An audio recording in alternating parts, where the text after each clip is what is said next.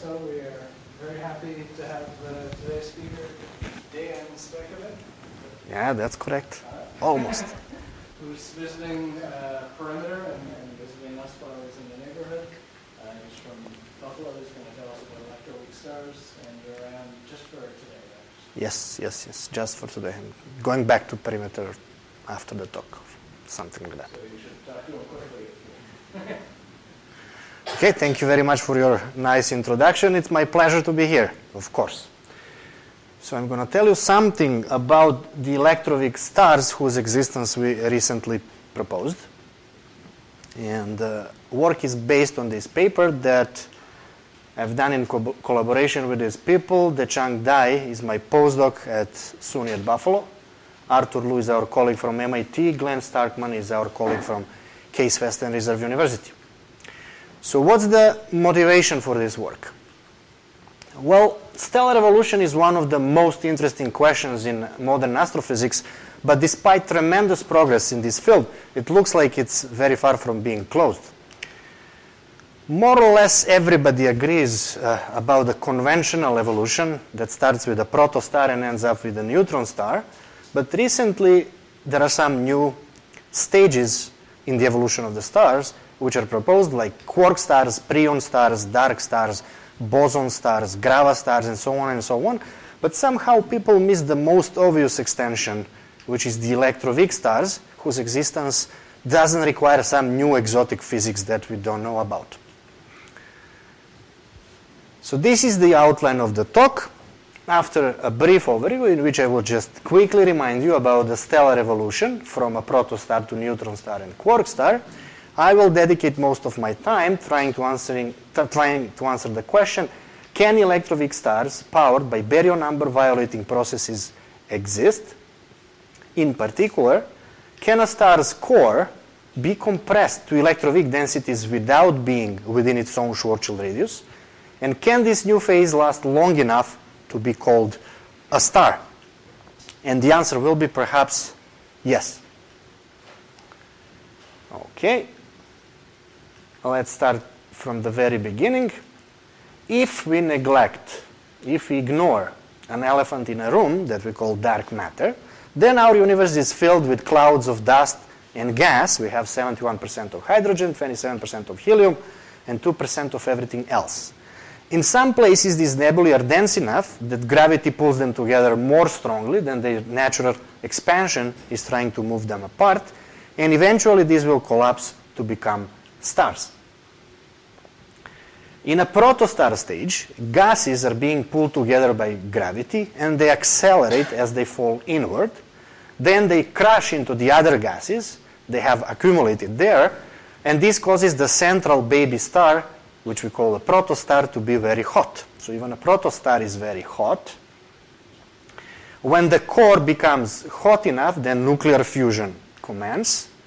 And we call it a protostar as long as gases are still falling onto it. And that stage lasts for a few million years. And then a main sequence star kicks in when the equilibrium is established. So main sequence star is powered only by nuclear fusion in an equilibrium with gravity, and we don't have new material coming onto it. Okay. So this is the diagram. A clump of gas becomes a protostar when radiation can no longer escape from the interior. Protostar shrinks and heats as gravitational potential energy is converted into thermal energy. Thermonuclear reactions start. Fusion rate increases until gravitational equilibrium stabilizes the star. And where the star ends up on the main sequence is determined by its mass. The collapse of larger clouds takes less time than for small clouds. For example, 15 solar mass cloud collapses in about 60,000 years and ends up on a main sequence. 0.5 solar mass collapses in 150 million years and ends up on a main sequence, which is just HR diagram, which is simply luminosity plotted versus the surface temperature of the star. What's the mass range of all of the stars? So you know most of these things, but I'm just making a context for electroweak stars. So the mass range of all of the stars are from about 0.1 solar mass to 100 solar masses. So the most massive stars around 100 solar masses. Larger stars cannot form because the solar wind generated by the first 100 solar masses will push away other gases rather than allowing them to join the star. And the smallest stars are around 0.1 solar mass. Any smaller than that, and the core never gets hot enough for nuclear fusion to begin. The star's lifetime depends on two things: energy reservoir, which is just the mass, available mass, and luminosity. Luminosity is proportional to m to the 3.5. You divide these two numbers, and you see that the lifetime is inversely proportional to mass to 2.5, which means massive stars live shorter. For example, 40 solar mass star lives about 1 million years. 0.5 solar mass star lives 56 billion years. So stellar models show how stars actually change.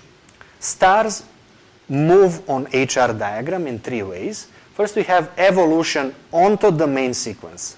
That's the diagram that I just showed you a second ago. Then we have evolution on the main sequence. That's the life of the star. And then we have evolution off the main sequence. That's the dying of the star.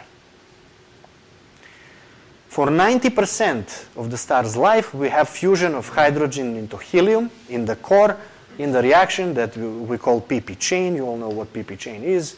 In PP chain, we have protons end up being a nuclei of helium. In that period, star doesn't move much on a HR diagram, so the changes are very small during the lifetime. So good news, main sequence stars are boring. Why is that good news? Because we live on a planet orbiting a main sequence star, and we want our star to do everything the same day by day without anything new and exciting, because as ancient Chinese curse says, may you live in interesting times. Interesting times in the life of a star are, for example, the red giant. So the hydrogen in the core gradually gets used up. Helium ash accumulates, but it's still not burning. Helium core contracts, pulls down fresh hydrogen. Hydrogen burns vigorously in a shell outside of the core. Luminosity goes up, envelope swells, and we get a red giant. Tiny core and huge envelope. In the context of our own star, our sun, that will represent the end of life on Earth. So in about 4 to 5 billion years, our star will become a red giant, which will encompass the Earth's orbit, and that will certainly be the end of life on Earth. But what comes next, that's helium ignition. So the hydrogen shell dumps more helium ash onto the core. Once the temperature of the core reaches 120 million degrees, then helium fusion starts. And the reaction is called triple alpha reaction because you need 3 alpha particles to get 1 nucleus of carbon.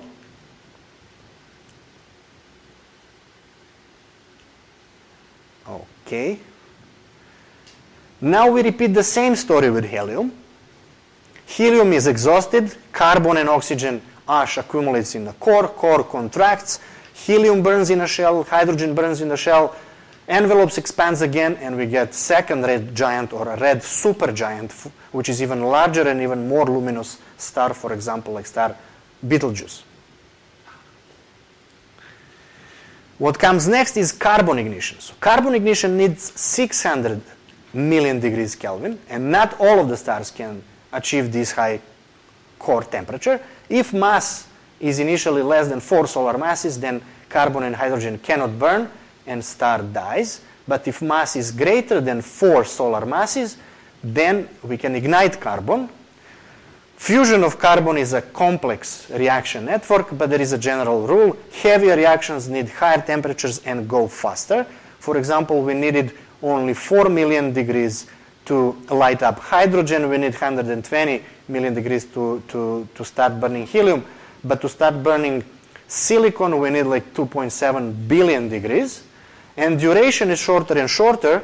For example, in a 25 solar mass star, the hydrogen burning lasts about 7 million years, but silicon burning lasts about 1 day.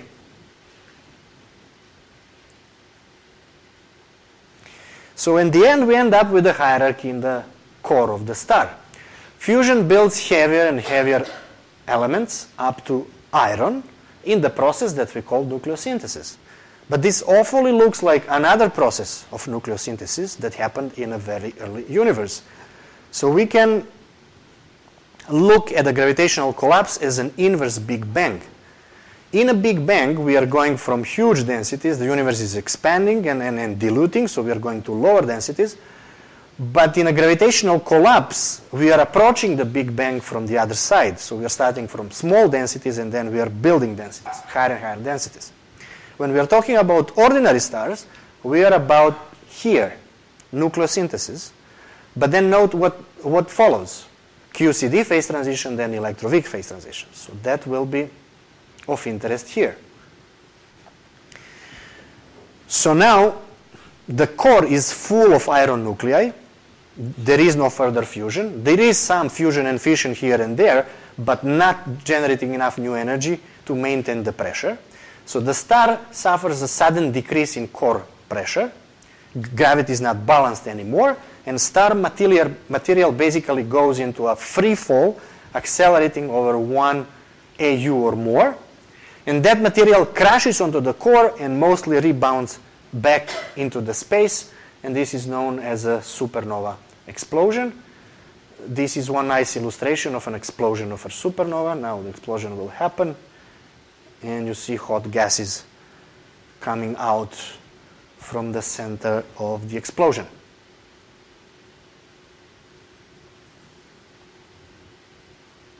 This is, of course, artistic view. It's not a real explosion of a supernova. So, okay, the envelope goes out, explosion happens, but what happens to the core? So gravity causes the core, the remnant of supernova, to shrink further. Inverse beta decay reactions occur. All the protons and electrons are merged, leaving a core of almost entirely neutrons. Neutrinos just stream out.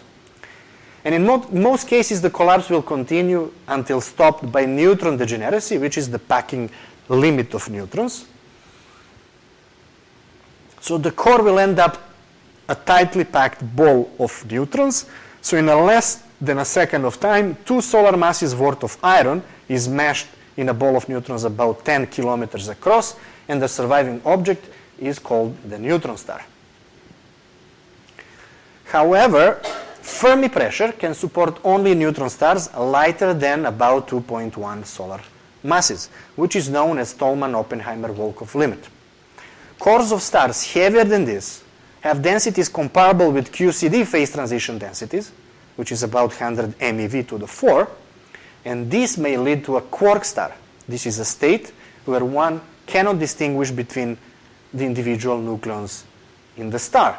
So instead of individual nucleons built of 3 quarks, we just have a sea of free quarks because we are above the QCD phase transition.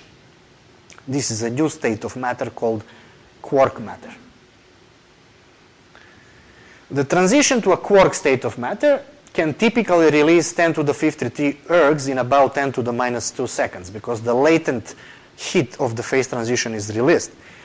And that's an explosion, and it's a very good candidate for a gamma ray burst. But after this energy burst, a star containing effectively only 3 quark flavors, U, D, and S, can exist in stable equilibrium at even higher densities, where you have 4 or more quarks which are present. Quark matter cannot stop the gravitational collapse anymore. How sensitive is this to details of how the QCD phase transition proceeds or the quark and plasma properties? Well, this is still a subject of investigation. So we still don't quite know what is going on with the quark star because QCD phase transition happens and we don't exactly know what is going on there. But these are the newest results that I could pull out. That if you have only 3 quark flavors, U, D, and S, Fermi pressure is enough to stop gravity. So when you increase So if the initial mass of the star was even greater, so that you create even heavier species of quarks, so the 4 or more, then what you gain with Fermi pressure is not enough to support the gain in gravity. So collapse just proceeds. So you cannot have stable equilibrium. The input from QCD is just an equation of state? Right, right. Yes, just an equation of state. Which is how robustly do you think we understand it? No, I don't think we understand it very well. But anyway, for my talk, I'm not going to use the details of QCD at all. I'm going straight to electroweak phase transition. So whatever happens with the quark state of matter happens, whatever energy is released. At certain point, certainly you cannot support gravity anymore. At certain point, gravitational collapse needs to proceed and you have to form black hole at the end. Otherwise, black holes don't form. So all I'm going to use from here is that at certain point, not even quark pressure is enough to support gravity. Collapse proceeds. What I wanted to point out here is that that's the bottom line. That's the state of the art in the field. So we thought there is nothing else between the quark star and a black hole, and there is nothing for us left to discover. But then, as I said, gravitational collapse can be viewed as an inverse Big Bang. So gravitational collapse continues. Densities eventually reach 100 GeV to the fourth, which are electroweak densities. And at these densities, electroweak phase transition happens. So as I said, normal stars are about nucleosynthesis. Quark stars are about here, quark QCD phase transition. But now we are reaching electroweak phase transition densities. So why is that important for the evolution of the star? Because we can now take advantage of the standard model ultimate fuel, which are non-perturbative baryon number violating electroweak processes, in particular conversion of quarks to leptons. Baryon number is a global symmetry of the standard model Lagrangian, and baryonic current is perturbatively conserved because divergence of it is 0. Which means that quarks can appear and disappear only in pairs, and baryon number is not violated. However, at quantum level, quantum corrections destroy conservation of baryon number. And this divergence is no more 0, but it's equal to FF dual, and this is known as the Adler-Bell-Jakiv anomaly. So baryon number violating processes are inherently quantum, non-perturbative, instanton processes, and as such, they are highly suppressed at 0 temperature. So at 0 temperature, they can occur only by quantum tunneling, and they are exponentially suppressed. So at 0 temperature, you cannot even talk about these things. For example, proton, the lifetime of a proton. In principle, proton can decay if you violate the baryon number. If you want to violate the baryon number with these instanton processes, then the lifetime of a proton is 10 to the 141 years, which is extremely large. However, at finite temperature, you don't have to do tunneling. You can go over the barrier. And at finite temperature, one may classically pass over the barrier, and the price that you are paying is Boltzmann factor, e to the minus e over t. And this is known as Phaleron. So that's an unstable solution to the classical equations of motion. And people did a lot of work on sphalerons when they were doing electroweak baryogenesis. So at finite temperature, the Phaleron rate is suppressed by this exponential factor. And the energy of the Phaleron below the phase transition is 10 TeV, but above the critical temperature of the phase transition, so above the electroweak symmetry breaking scale, energy of a Phaleron is just T. So suppression practically disappears, which means that above the electroweak symmetry breaking scale, which is around 100 GeV, baryon number violating processes are essentially unsuppressed. Why not that extra normalization on Excuse me? You have extra normalization factor on the You mean here you should have some factor, normalization factor. Like there's a T to the fourth there, so why is it T T to the fourth there? to the fourth where? On the That's the rate. No, I do agree there are some factors in front. Right, yeah, but like why is that T to the fourth there? Why does it look like radiation compression? So that's the Svaleron rate. That's what you get when you calculate all of the loops. I mean, that's what you get. That's the only natural. So if you do just dimensional analysis, you would have written just this. Since there is suppression, then you write this. And of course, precise loop calculations will give you the prefactor in front. That's what you get from the theory. So can I go back to the analogy with the Big Bang? That you could argue that the electroweak phase transition as described in the standard model is almost certainly wrong because baryonic symmetry doesn't work out. All right, so that's the question, right? When people have done a lot of work on these Svalerons and baryogenesis, and the point is that we don't get enough baryogenesis with electroweak baryogenesis, so we need something else. But then what's the answer? We have nothing better than that. So baryogenesis doesn't work. But you will see at the end, the solution that we have is robust. It's not going to depend it's not going to terribly depend on the rate of Svalerons. You will see, I will point out that slide. And then you will tell me if you agree then. So what's the gauge here that's responsible for this violation? Svaleron. So Svaleron, you can see Svaleron as a coherent state of many gauge and Higgs field quanta. But it's an unstable solution. So Svaleron in Greek means ready to fall, meaning that it's a solution of equations of motion, but it's going to decay. So it's unstable. When it decays, it's going to violate the baryon number. I will write down the process right now in this slide. These fields are massless fields, right? Above the electroweak phase transition, right, everything is massless except Higgs. All right, so that's why Higgs is equal, because they're massless. Right. Oh, so that was your question. Why is this radiation? Okay. But that's right, that's generical dimensional. Right, yeah. On dimensional grounds, you're going to get that. Right. Up to that factor in front. Massive fields, then Right. we get to it, we just get a Right. mass factor on Okay. the All right, so where are we now? So we passed that. So let's write down one of these reactions. So quarks can be effectively converted into leptons.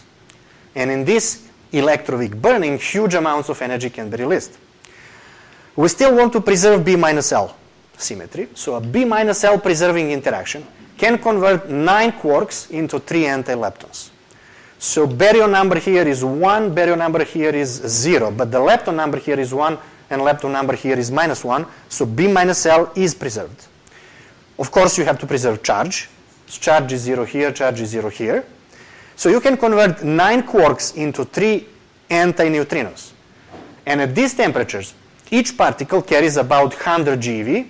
So in this process, you can get neutrinos of about 300 GeV. So this process releases very energetic neutrinos of about 300 GeV per neutrino. So this is the structure of the star that I will describe in a second. Let me just draw the diagram. So there is electroweak core at the center. There exists neutrino release shell that doesn't exist in ordinary stars. And there exists a photon release shell. So electroweak core is the temperature, is the region where the temperature is above the electroweak breaking scale. Neutrino release shell is the region where neutrinos are trapped, and outside they can freely stream.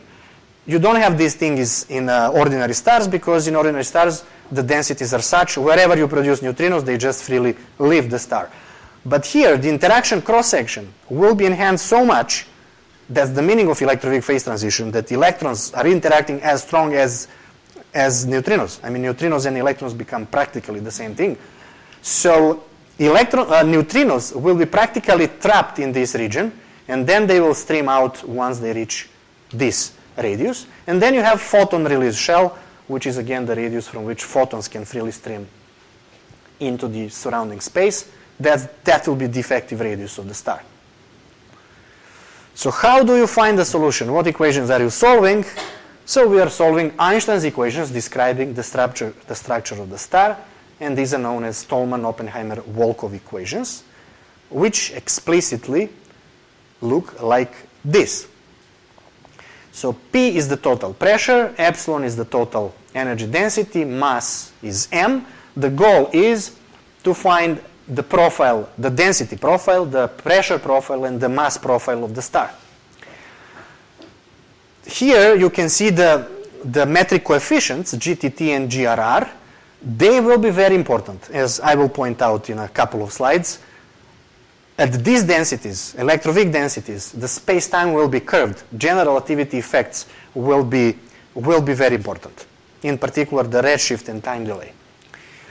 Now I want to make one comment here. So if you supply the equation of state, P as a function of epsilon, then you can just integrate this in a straightforward way.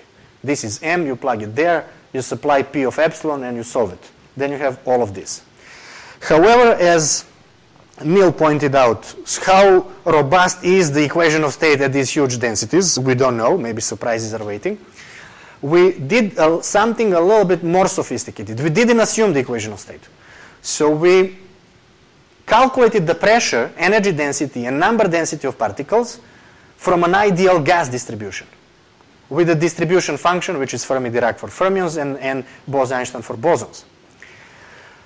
Total pressure, total density is the sum of all of the individual species densities plus the bag energy. Bag energy is from the bag model of nucleus, and it's practically QCD phase transition energy, 145 MeV.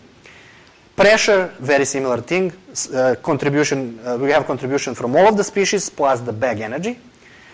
Now we can integrate the Tolman-Oppenheimer-Volkov equations. Back to that for a second. Yeah. So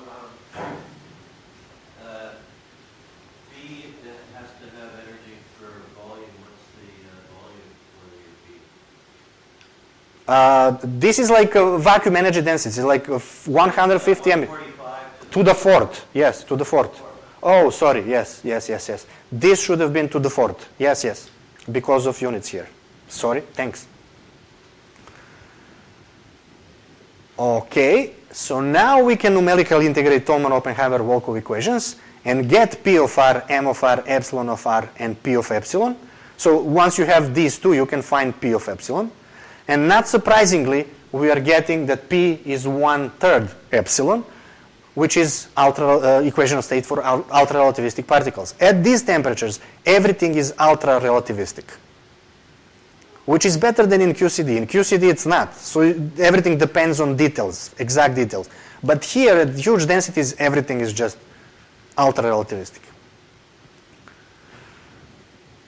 So this is the solution. This is the numerical solution. The pressure, energy density, and particle number as a function of the radius of the star. What's the radius of the star? A radius is where pressure and density drop to 0. So in our case, if you have 100 GeV at the center, integrating out the Tolman-Oppenheimer-Volkov equations, you will see that the pressure and energy density will drop to 0 at 8.2 kilometers. What is the mass? You have the mass profile, M of R. Mass contained within 8.2 kilometers is 1.3 solar mass. So a star like this should be 8.2 kilometers large. That's less than neutron star. Neutron star is about 10 kilometers. And the mass of it is also less than neutron star. It's 1.3 solar mass. Now, the profile, the energy density and pressure profiles are such that at the beginning, the gradients are very small. So pressure and energy density is practically the same for a while. So what was your equation of state as you go up? Because it doesn't change too much, right? 4/3, M equals 4/3 is unstable. It doesn't change too much. It doesn't change too much practically. How do you avoid it collapsing to a hole?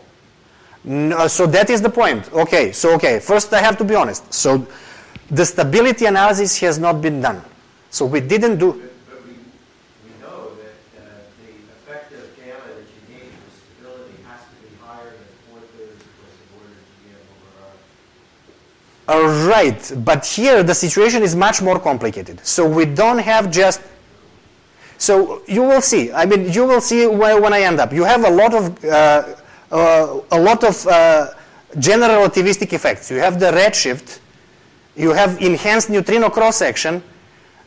You don't know if there is a crust around it or not. No, there are those issues, but the usual scenario had been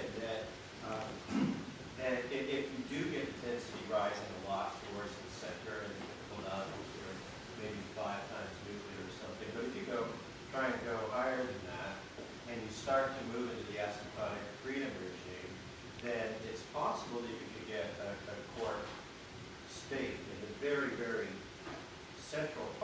Right. But if you're trying to make a structure which has actually got the asymptotically free Quark equation state, then that's really dynamically unstable.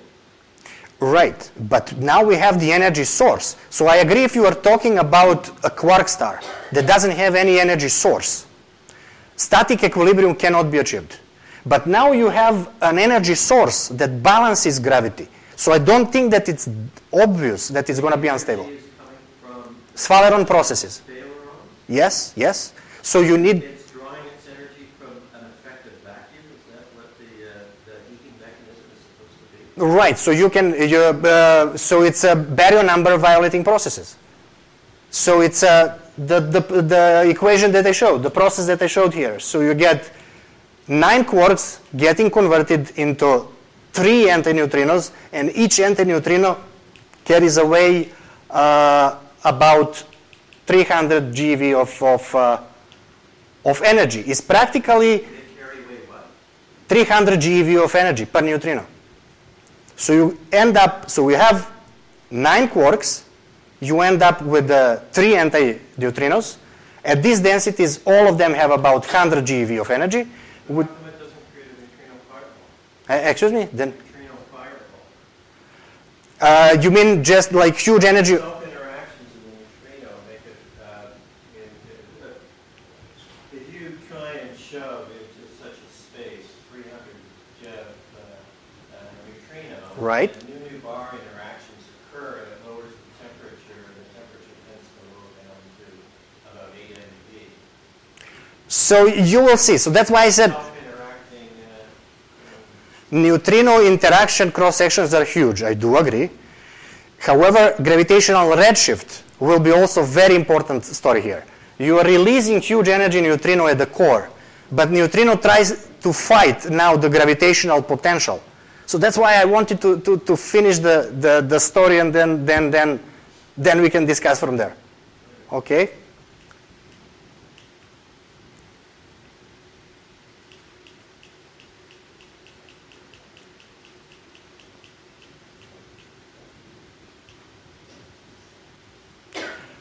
Okay, sorry. Okay.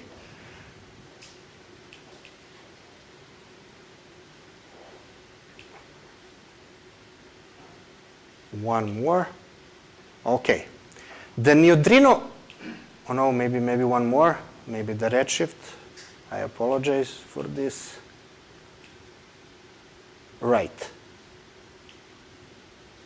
So, the redshift. Unlike ordinary stars, particles propagating through the electroweak stars suffer large gravitational redshift.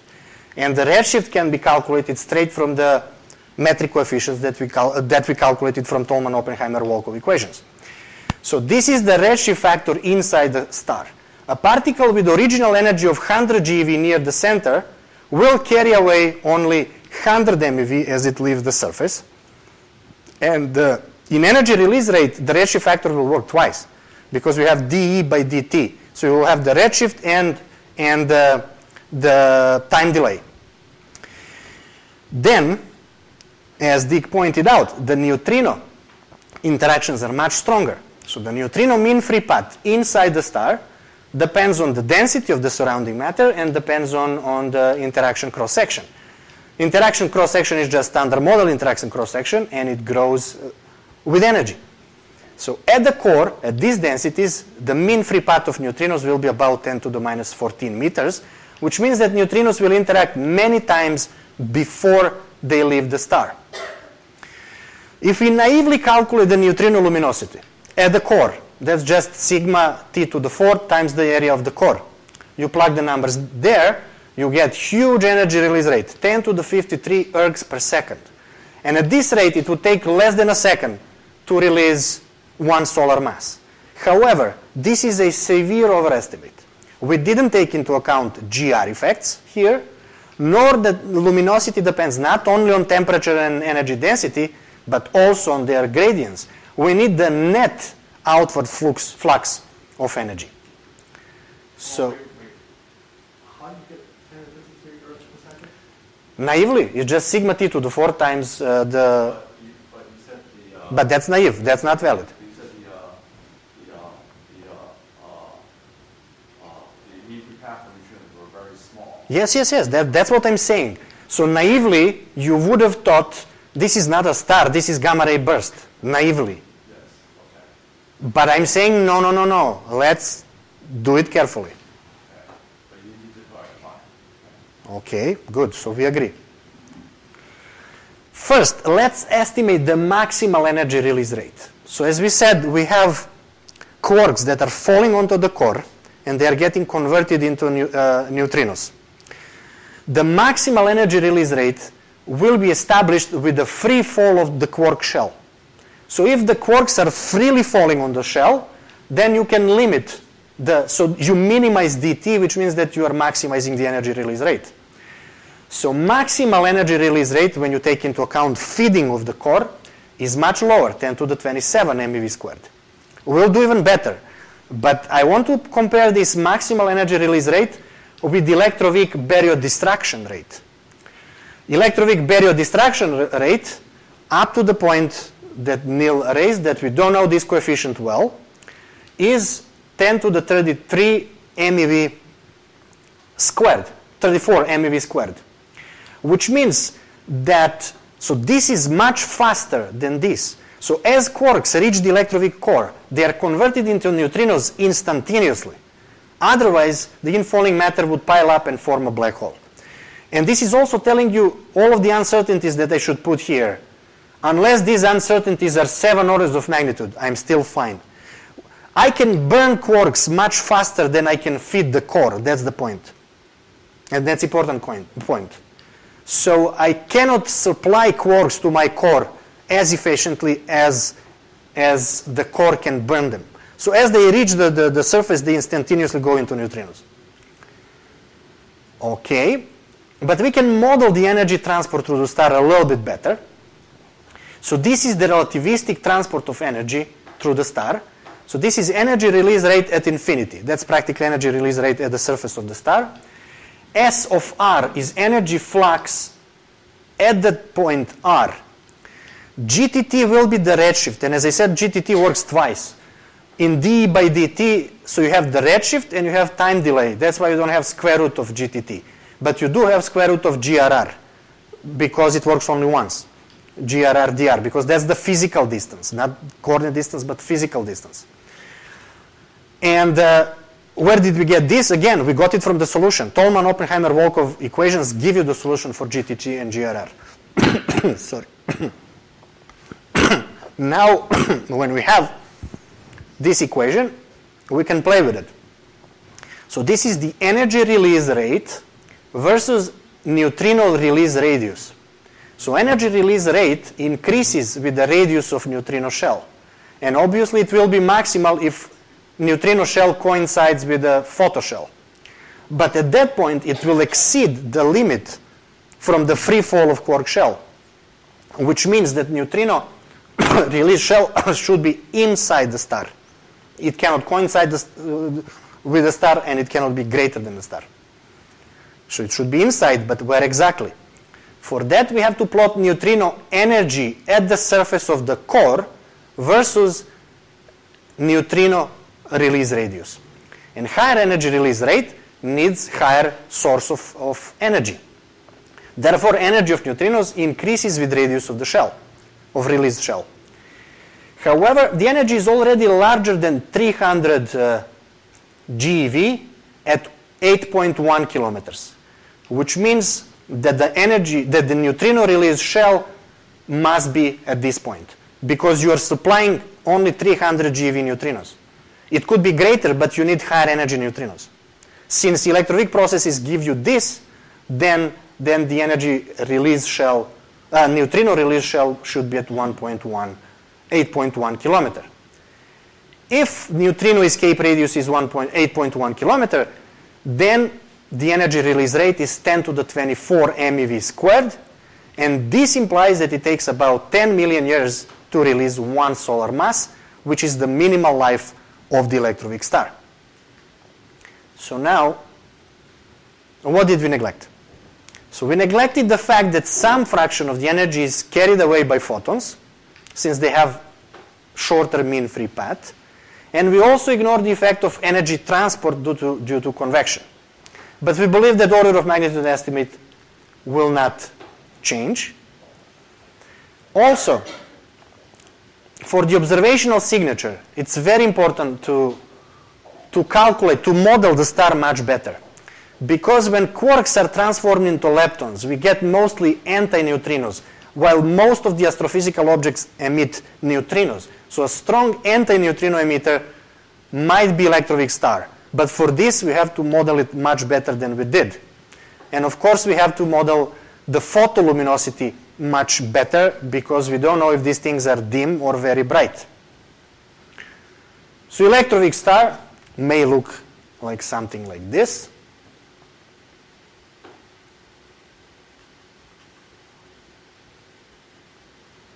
But let me hint the potential problems. Sorry, I went. Right, so what was on the next slide? Let me just go back. On the previous slide, right. Potential problems. We found a non-singular solution to Tolman-Oppenheimer-Volkov equations, which is not a black hole. The central pressure wasn't infinite. However, these equations assume quasi-equilibrium. So as Dick pointed out, very important question will be stability. So we haven't solved one thing. We haven't solved the full time-dependent evolution of the system. Will electroweak density be reached before the object crosses its own Schwarzschild radius? And so the other thing will be stability. I will talk about that in a second. But the core of the star itself is Earth mass compressed in a region of size of an apple. So this thing is almost a black hole. And in this regime, most of the approximations that we usually use in gravitational collapse, like homologous collapse, post-Newtonian approximation, they all fail. So we must use full GR with back reaction included. It's practically equivalent to answering the question whether black holes with all those nonlinear GR effects form or not. Full stability analysis. So the Electroweak star cannot be in a static equilibrium like a neutron star or a black hole. Gravity is balanced by the gas pressure and also radiation pressure, and plus we have all of those nonlinear GR effects here. So we have dynamic rather than static equilibrium, and stability will be much more difficult to check. So we have very important questions that we should answer, and we don't have an answer for today. So should a star spend at least 10 to the 7 years in Electroweak stage before it becomes a black hole? Or maybe it's just a gamma ray burst, maybe just huge latent energy of the phase transition gets released in a very short period of time. When does the Electroweak burning stop? I mean, these quarks keep falling to the core and they keep burning. But when does the burning stop? Do you spend all of the quark fuel before it stops? In which case a black hole never forms. Or you spend just a fraction of a fuel and then the density goes down and then you end up again with a kind of a quark star or a neutron star. All of these things require much more detailed modeling of the star. And just the last comment here, what is next? So in the standard model, the next phase transition that we believe should happen is the GUT scale phase transition. So can GUT stars exist? The answer is probably no. Core of the GUT star must be microscopic. And it's very unlikely to support the whole star. And it's very unlikely to happen before the star crosses its own Schwarzschild radius. So I would conclude here, Electroweak star is an interesting new phase in stellar evolution. We found a solution and basic properties. Enormous energy is released at the core. Energy release rate is moderate at the surface. Lifetime is at least 10 million years. So even if you see it as a non-stable state, the lifetime of that instability is 10 million years because of these GR effects. And what remains to be done is photoluminosity and other observational signature and full time-dependent analysis. And I would stop here.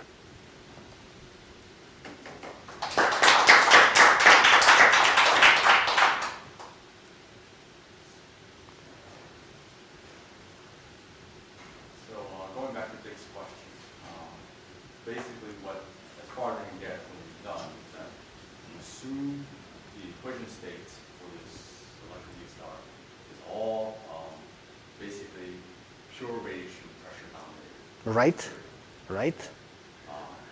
Now, in classical Newtonian gravity, you know that it's a pure radiation pressure dominated. Then it's unstable. That's unstable. Yes.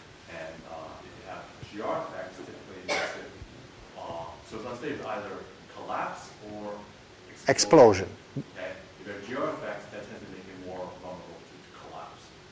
So in this, so what you've shown is that like basically you turn everything to radiation.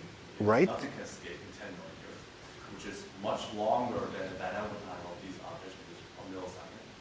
So how does it not avoid the property that has to collapse? So it's unstable, but it's not clear if it is unstable to collapsing. I would say it's unstable to exploding.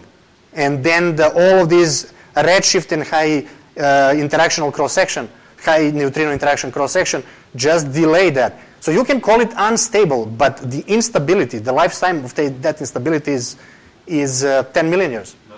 That's thermal time. 10 million year time scale. That makes, there's no way that can be the case. I actually think what happens is that you're in effect tapping an energy source, which is an interesting thing, and maybe it will give an approximate slowing down. But what's actually happening is you're producing this neutrino fireball, and the neutrino trajectories are actually mostly getting focused in towards the collapse down in the hole, and almost none of it gets away, and you don't create a stable object. So I really think that there is an issue in terms of time scale. So the question Right. is, how did you actually try and get the time scale? No, but right. This is this. I showed you how we modeled the energy transport through the star. So, okay, this was just the estimate. This is just the maximal energy release rate. So this is just the free fall of the quark shell onto the core, and then and you have a solution. So you have a solution. You know the structure of the star. So, okay, you have one thing which you have there. That's Tolman-Oppenheimer-Volkov solution. That is giving you epsilon as a function of r. So now you say, okay, if you are you imagine a quark shell, one mean free path away from the core. And that quark shell falls freely onto the core and gets converted immediately into energy, then you're going to release, that's the energy release rate. But okay, that's just an estimate, that's not the calculation.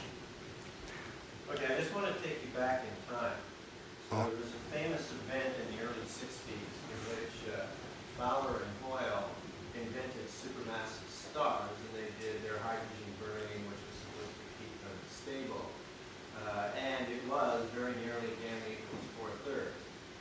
And then Feynman came along and showed that these are unstable to collapse because it's actually effectively from the dynamical analog of the TOD equation, but taking into account variations, that it's, as I said before, it's 4/3 plus something which is related to the gravitational potential, and that's going into a direction which is always saying that gamma has to be bigger than 4/3, and you've got a situation in which this is very small, so the gamma has to be quite a bit bigger than 4/3. So you have to get above that in order to try and create a stable thing, and I don't see any way that you'd be able to do that. So I would have to agree, yes, that stability might be an issue here. But also, I'm right. So this is the next equation that I wanted to show. But you know, it isn't very difficult to actually do this. It's not a complex calculation doing the stability analysis and radial symmetry. Dynamical stability analysis. It's not very difficult at all, and in fact, it's sort of a standard thing that's done all of the time.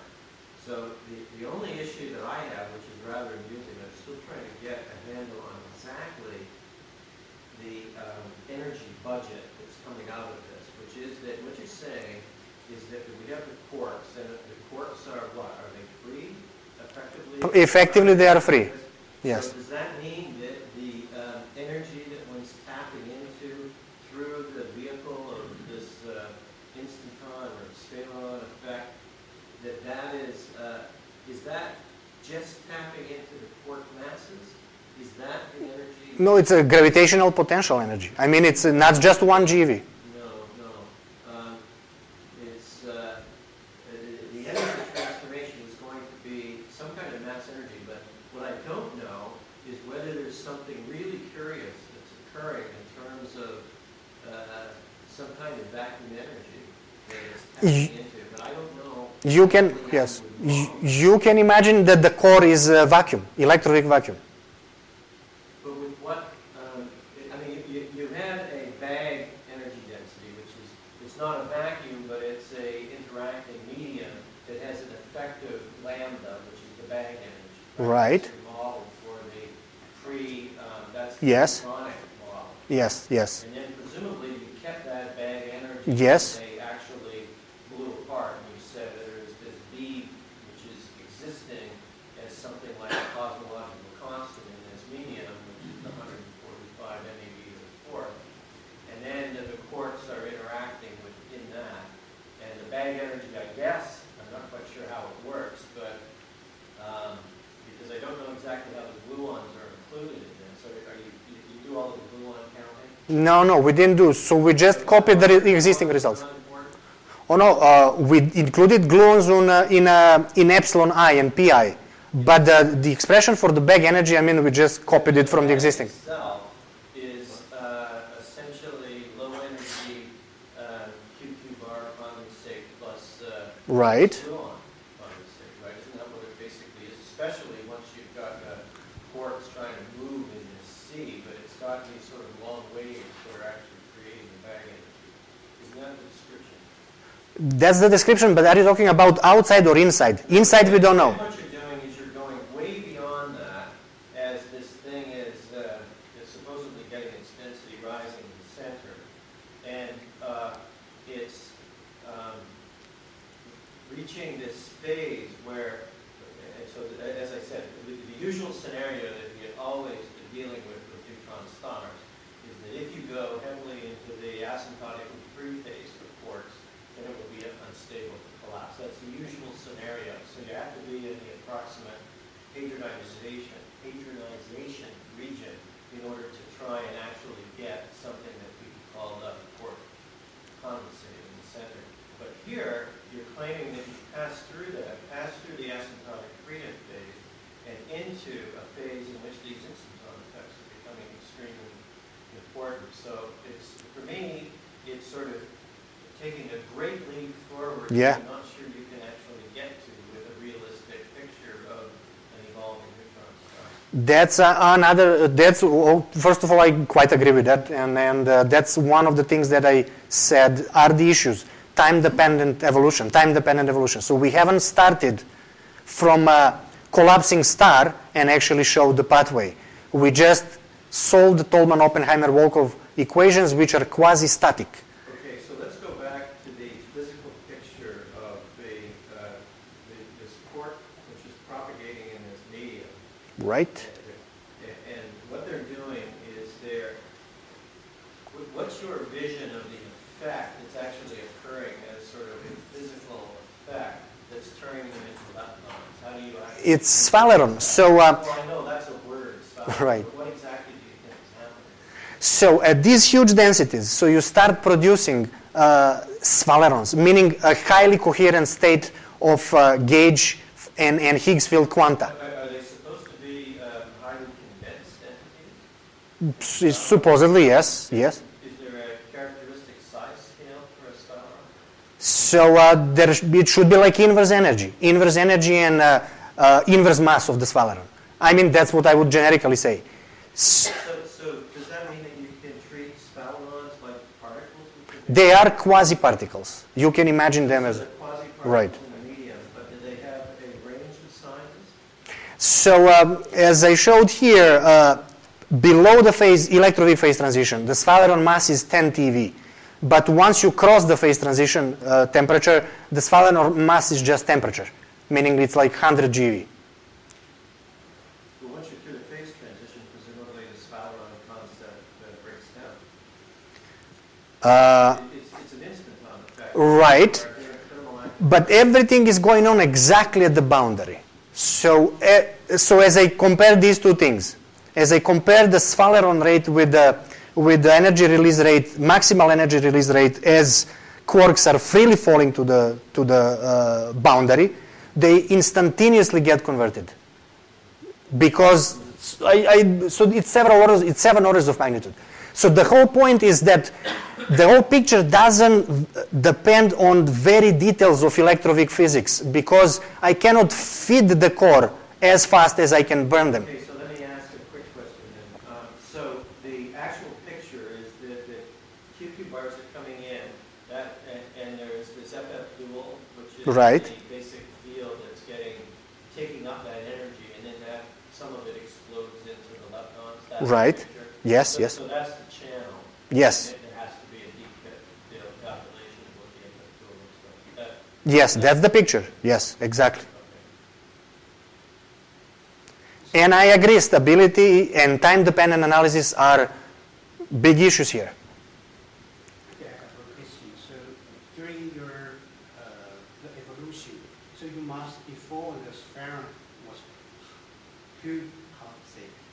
copiously produced in your medium, there must Before if the density is lower than electroweak density, it's practically negligible. Because at the temperature of MeV, you cannot produce a thing which is 10 TeV heavy. okay. It's highly suppressed. So how about the Z-burst? Do you have this issue? So we assumed that the most important things to carry energy out are neutrinos. So we didn't do we didn't do gauge bosons. We didn't do even photons. And I agree we should do photons because they should also be important for the observational signature. We did neutrinos because we think these are that would be the most likely signature of the star, anti-neutrinos.